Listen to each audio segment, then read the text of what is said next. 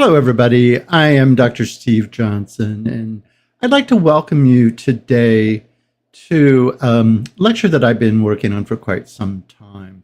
This is a kind of an abbreviated version, but I hope you'll kind of get the gist of what I'm talking about. The topic is from anxiety treatment to precision anxiety treatment. And so I want to welcome first all of you who are here, and then also special thanks to all of you who are members of my YouTube channel, Psychotherapy, Education, and Training, where I look at a lot of first and second wave behavioral models and integration of models on different conditions, mental health conditions, etc., and daily life challenges. So I hope you enjoyed this one. It's a different take on kind of second and third wave treatment of anxiety and becoming more precise in that.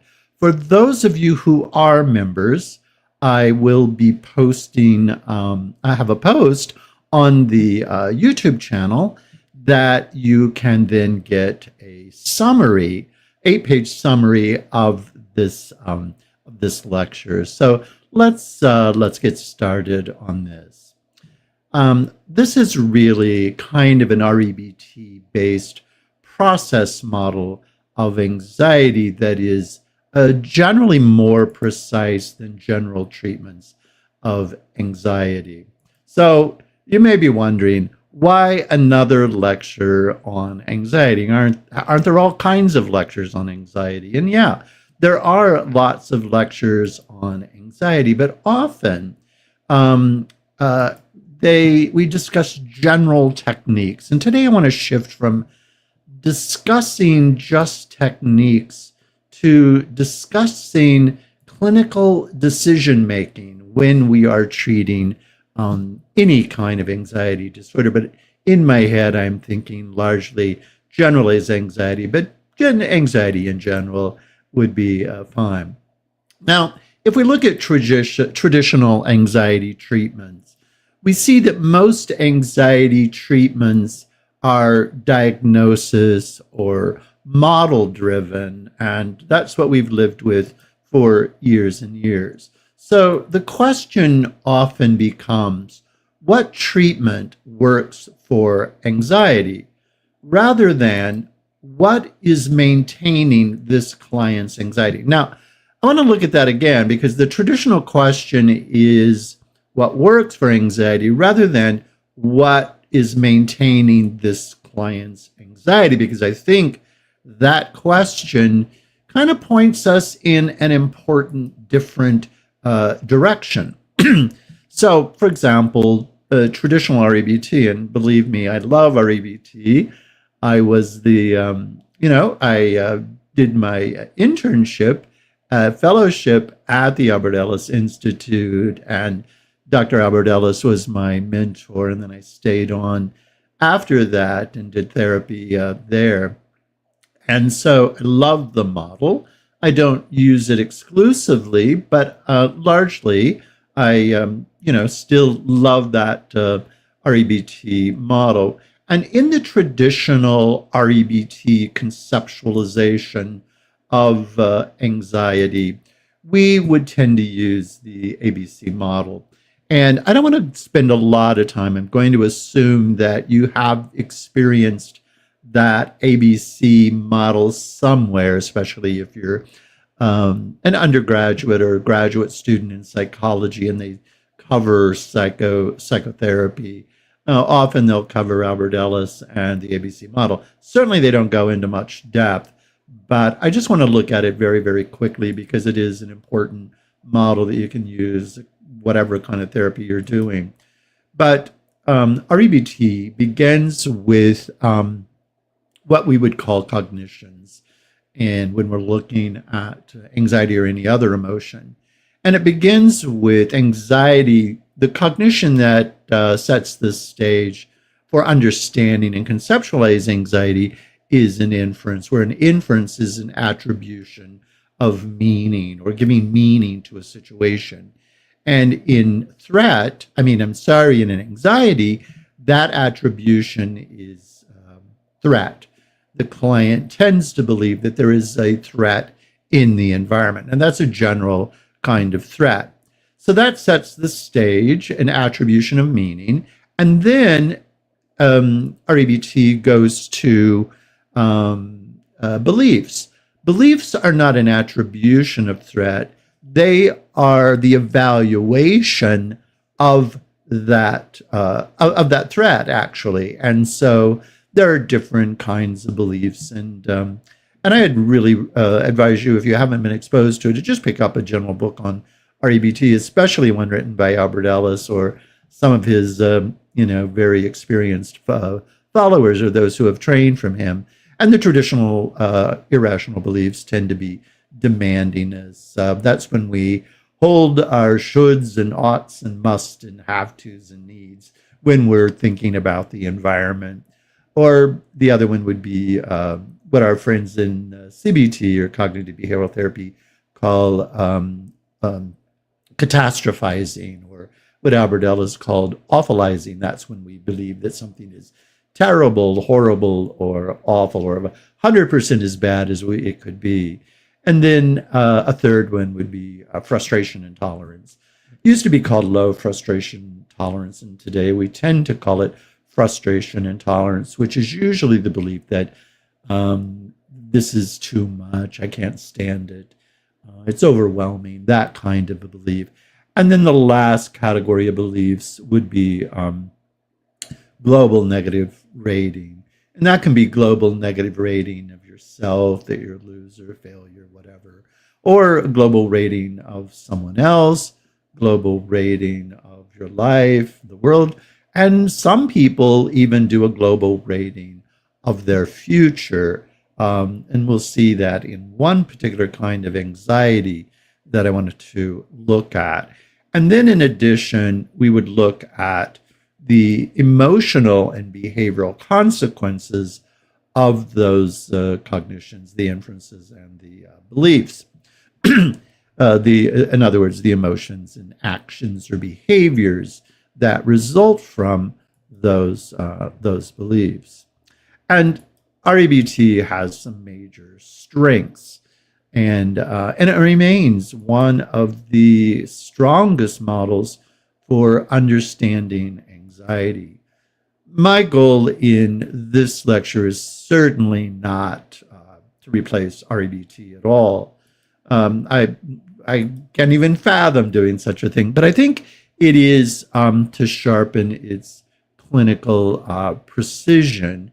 So we generally learn a general approach toward anxiety, but I think we can be more precise in zeroing in on different types of anxiety and how we can use REBT in kind of slightly different ways so that we can address more effectively those different types of anxiety, use it with more clinical precision. So I think my first PhD was in philosophy before I went into psychology, so I'm very interested in kind of asking, probing questions about things. And I think the question that changed my thinking about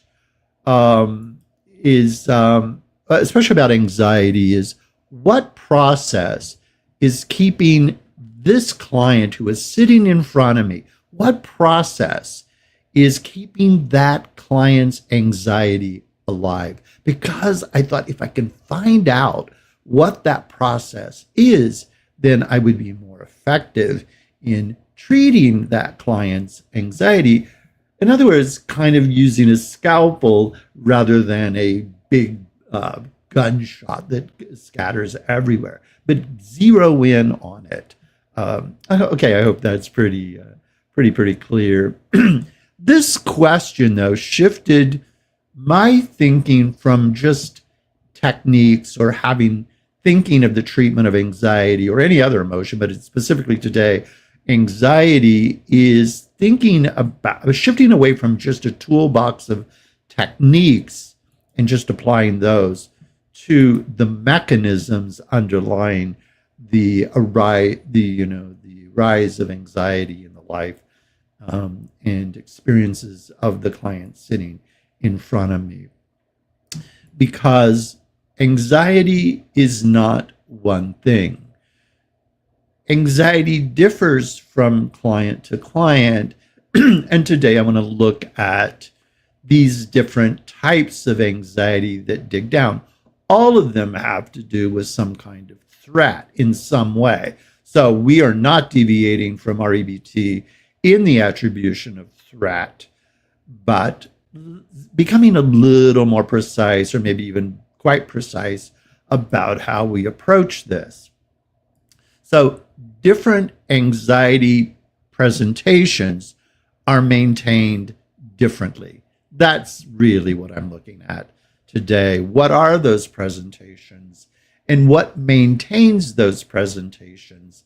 And then what may be some steps toward that? Now, I'm going to have part 2 to this lecture where I will just discuss this in more detail, but this is a general presentation of this that I hope you will find helpful as we walk through this. The diagnosis can be the same, while maintaining process is totally different. And that's no surprise.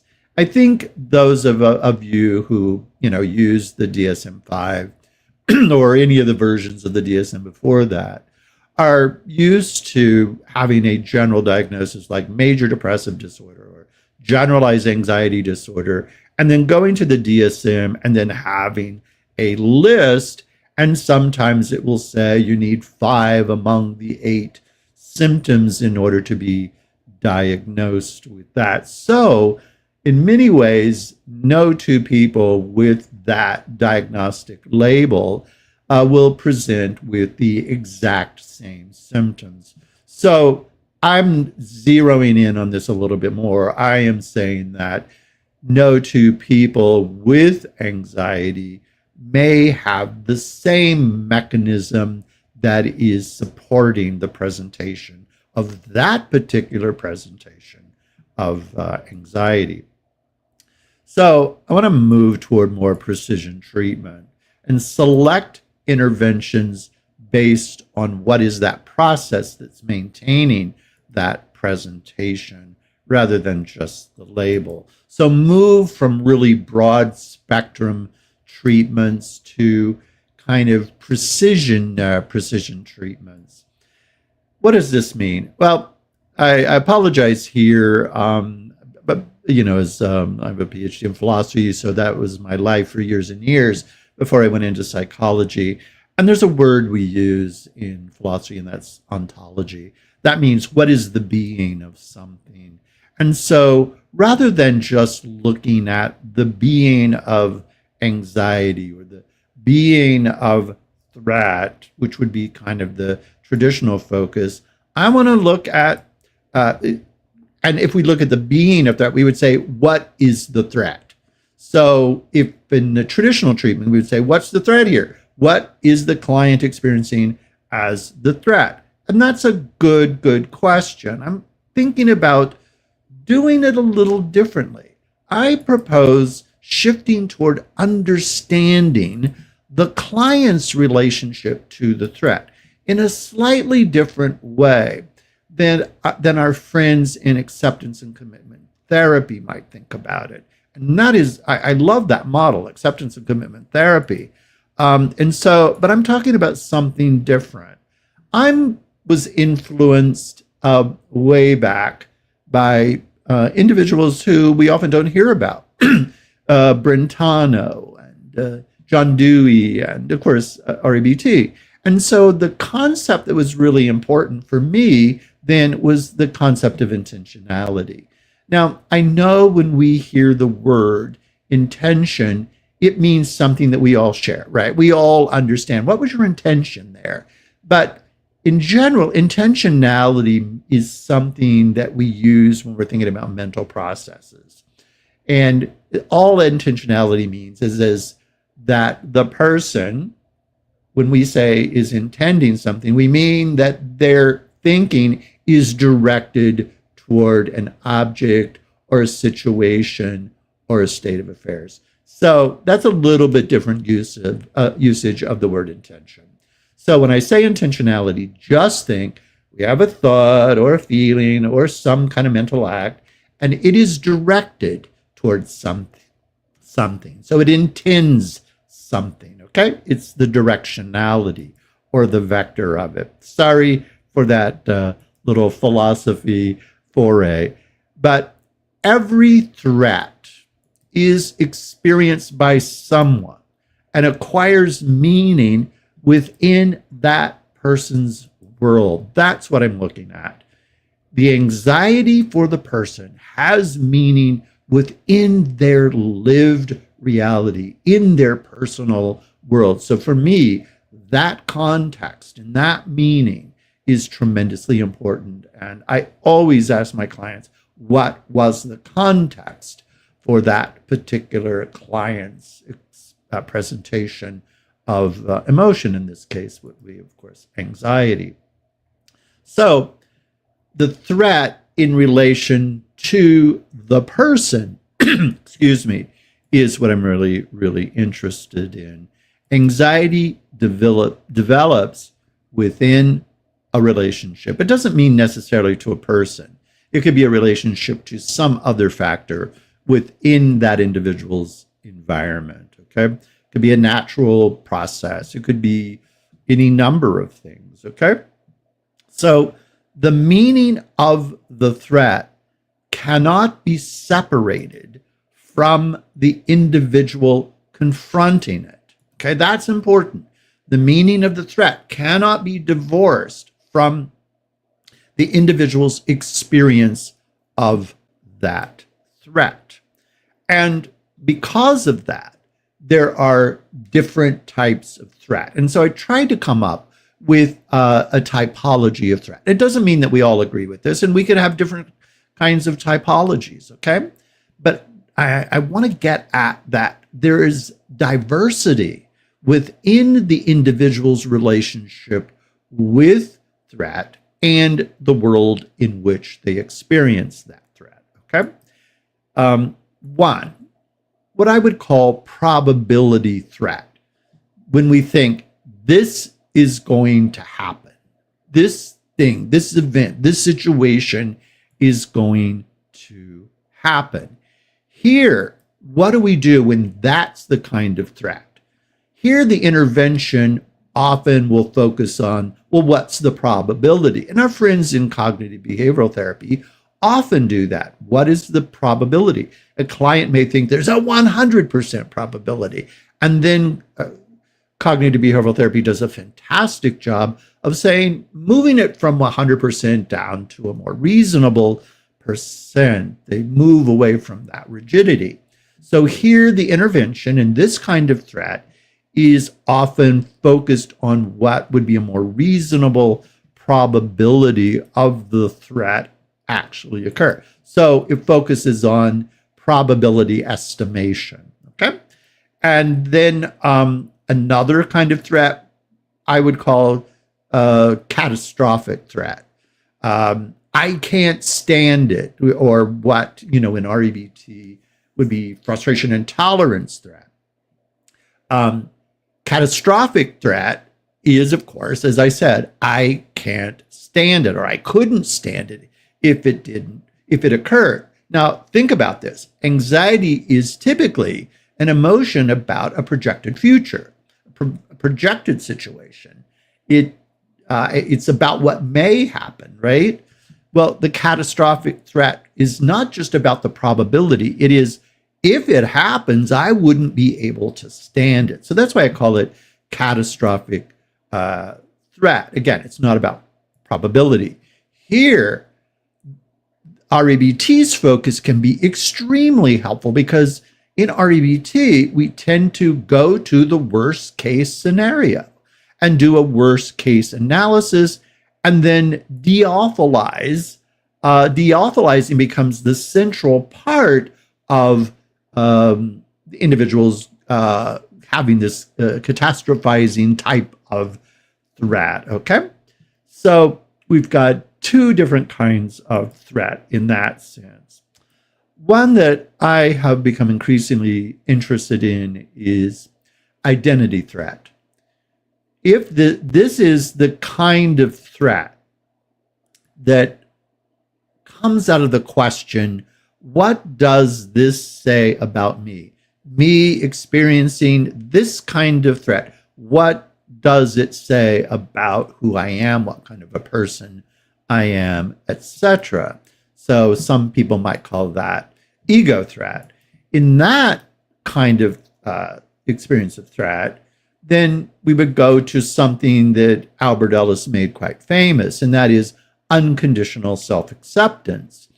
Or, as I like to focus on, is having the client differentiate the self, accept the self, and then clarify the roles that they are in and evaluate the attainment of their roles based upon their values, rather than beating up on the self. So helping the client move toward the unconditional self-acceptance. Unconditional self-acceptance could be misunderstood. It doesn't mean that we like every aspect of the self or that we don't want to change, but it means that we accept where we are right now.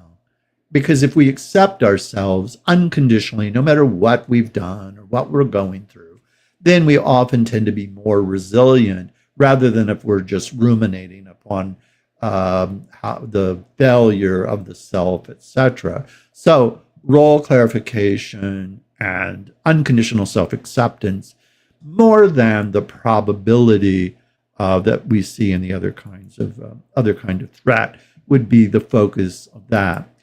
Another one that is another kind of threat that I would come up with, and by the way, I would love for those of you who are listening and kind of thinking about, well, what is Dr. Steve talking about here? Maybe you have a different kinds of way that you think about different types of that. I'd love to hear it, because we're all in this together trying to find out the best ways we can help clients. But one kind of threat that I'm categorized is what I would call relational threat.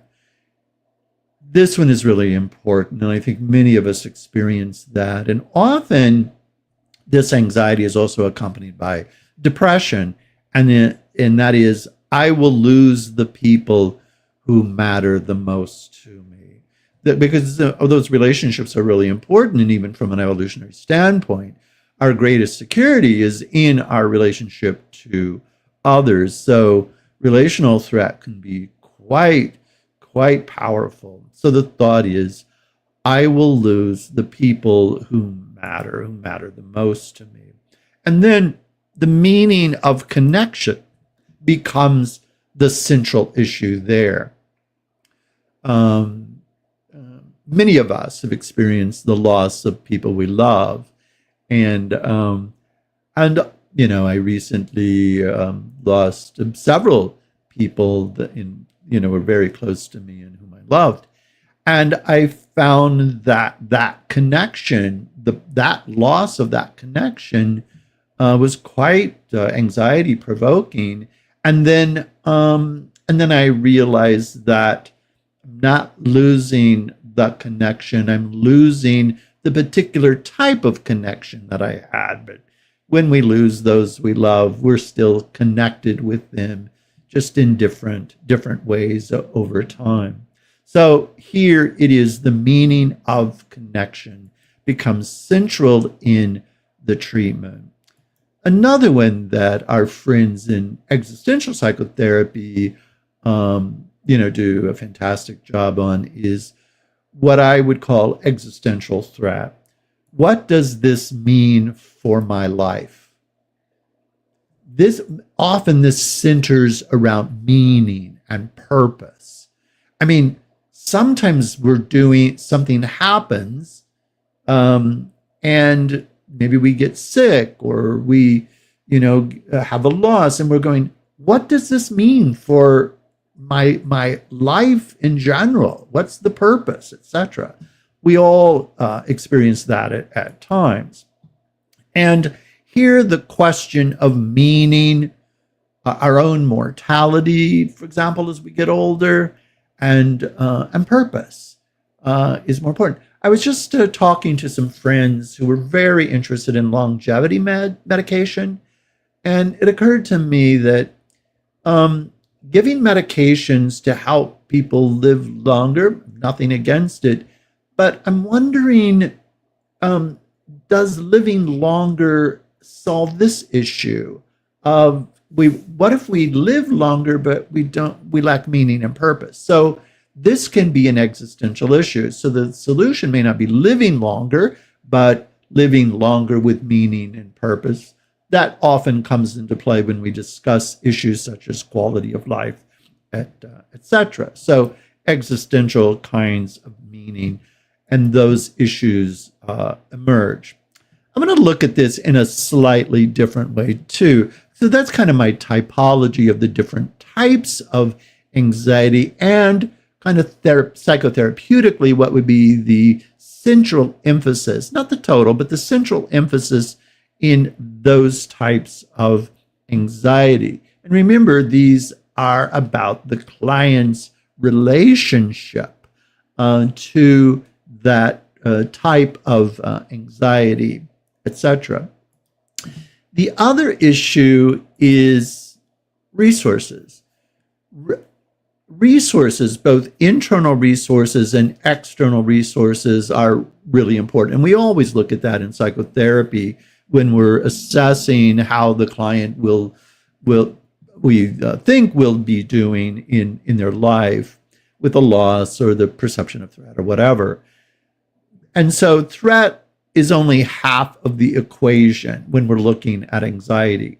Resources of the client also are important in that assessment and treatment of anxiety. What do I mean by this?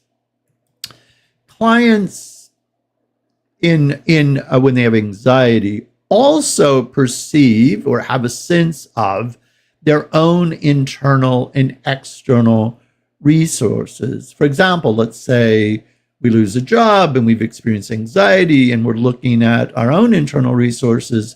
What do we tend to do in that? Maybe I'm not great in, I'm challenged sometimes with the balancing of or the regulation of my emotional state, or external resources would be, let's say I lose a job. Do I have the money and connection with others who could help me through the loss of that job, right? So internal evaluation or perception of internal and external resources are important, in addition to the perception and the relationship with the type of threat that they have.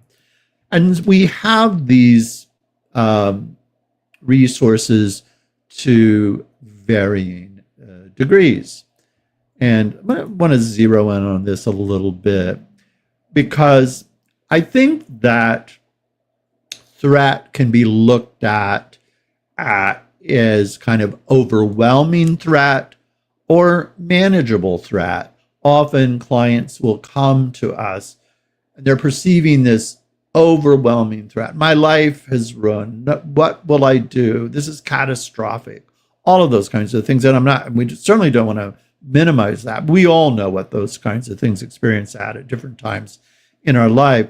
And I often see what I am trying to help the client with is, especially if they're experiencing overwhelming threat, to help them move to more manageable threat, because then they feel more competent to deal with that threat.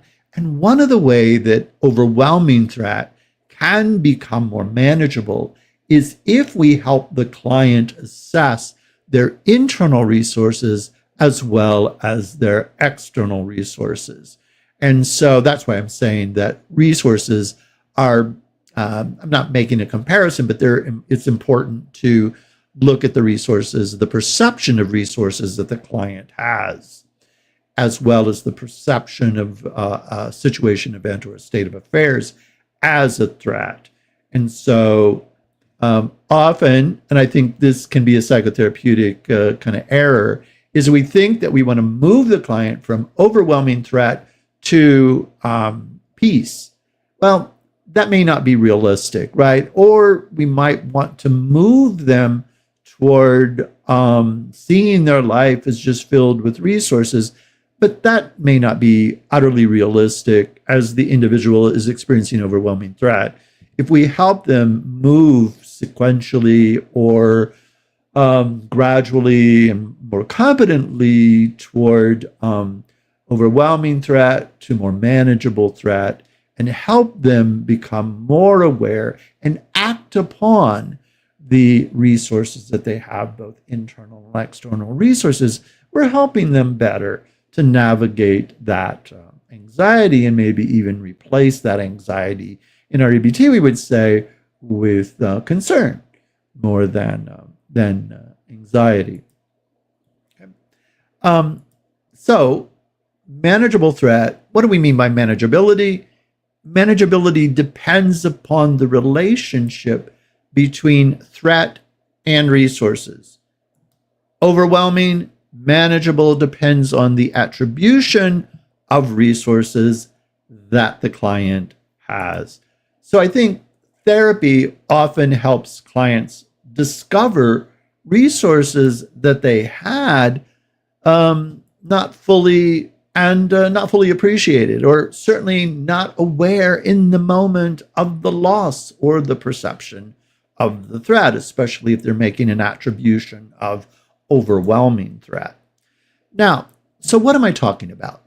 In the treatment of these different types of anxiety, what we kind of want to do is match the intervention to the process that is maintaining that anxiety. It is not changing REBT as a model. It's not changing CBT as a model. It is becoming a bit more precise that we're zeroing in on the type of anxiety. Okay, we're not throwing any model out. We're just becoming more precise in our use of the models that we use, that we like. So if let's go back. If the client is kind of inflating the probability that the perceived threat or the anticipated threat is, if it's inflated, the probability of that, then that is a probability estimation. Not every client then needs a worst case analysis. All they need is to lower the probability that will happen, and they're fine. Okay, maybe we don't have to go to worst case analysis. It depends upon if they're making kind of an estimation of the probability of that, then we can do this kind of probability estimation and lower that down. We don't have to necessarily go to worst case, because maybe they're not entertaining worst case. Okay, but what if they are? What if they are anticipating the absolute worst case, catastrophic meaning? Then the way that we go in more precisely is to de-awfulize.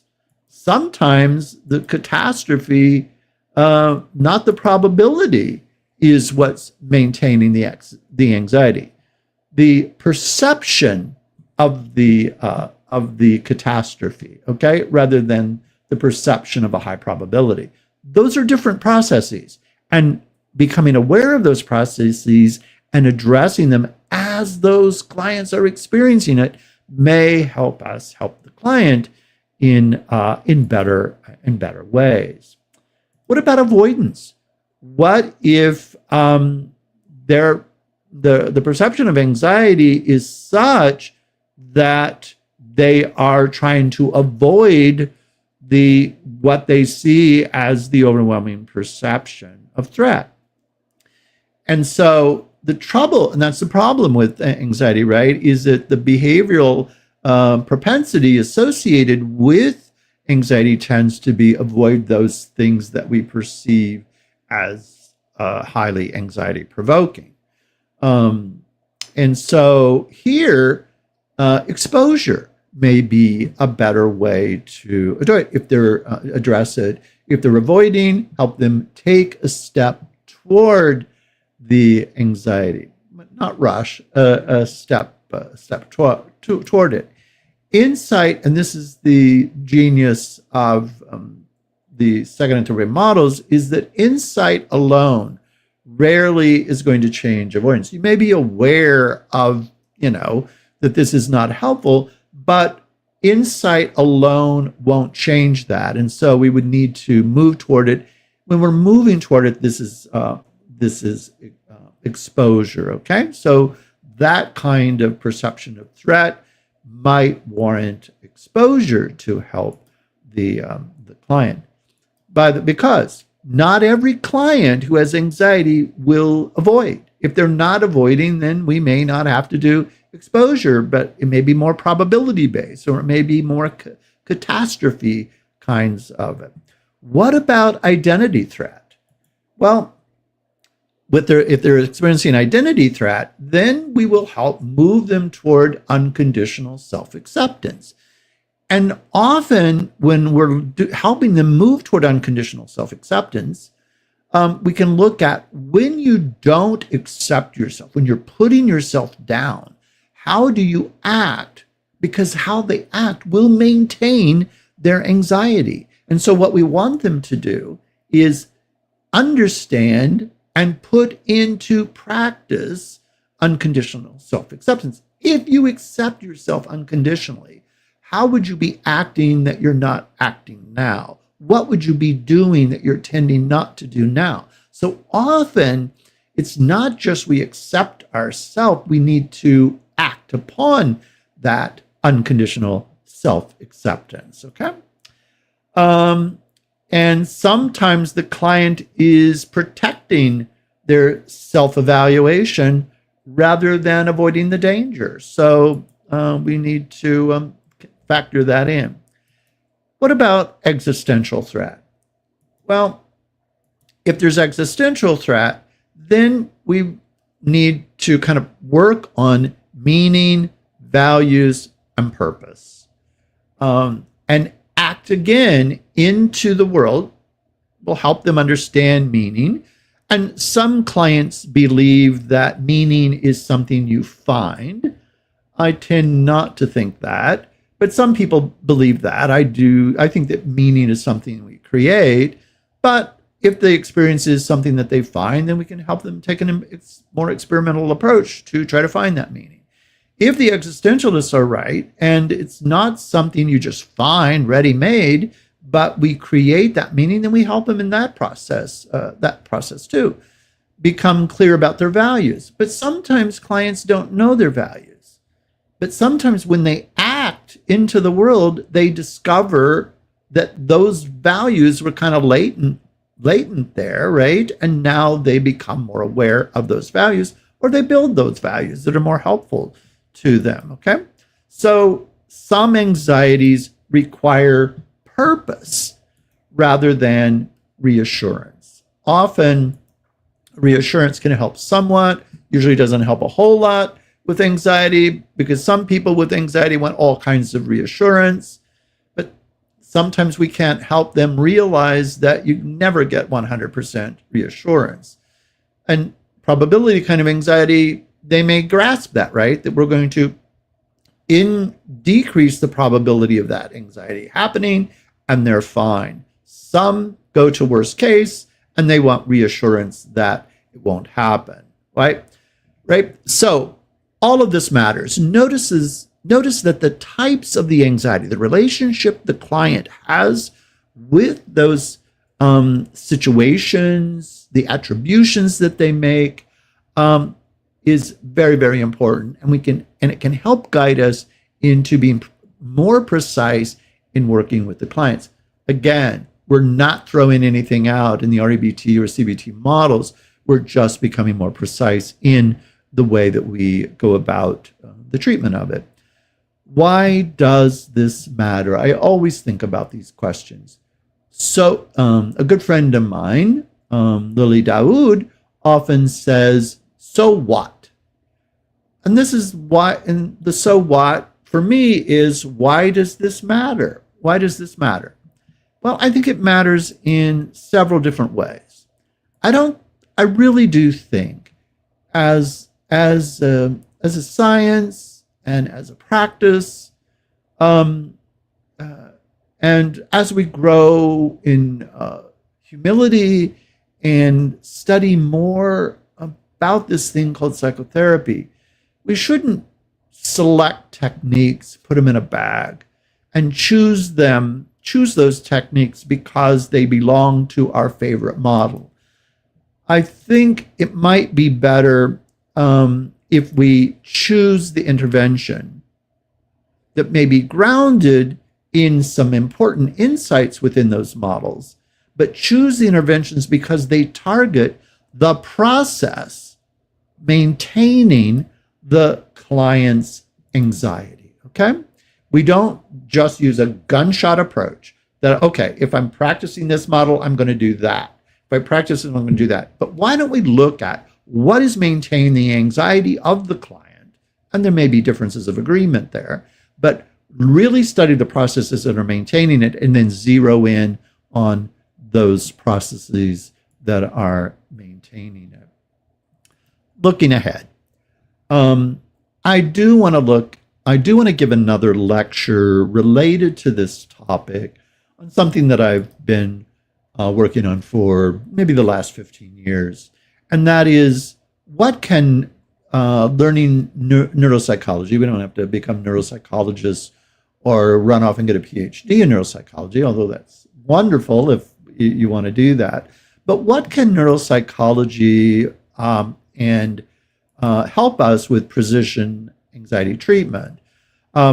Understanding brain function can help us imagine new interventions and even generate new research questions. I spend a lot of my time doing research, and neuropsych, knowing how the brain functions, the more we learn, the more we can see whether we are helping that the brain do the most it can do to help us move away from dysfunctionality and the kind of anxiety that inhibits us from attaining our desired life goals and enjoying life more, especially more in relationship to ourselves and to others in the world in which we live.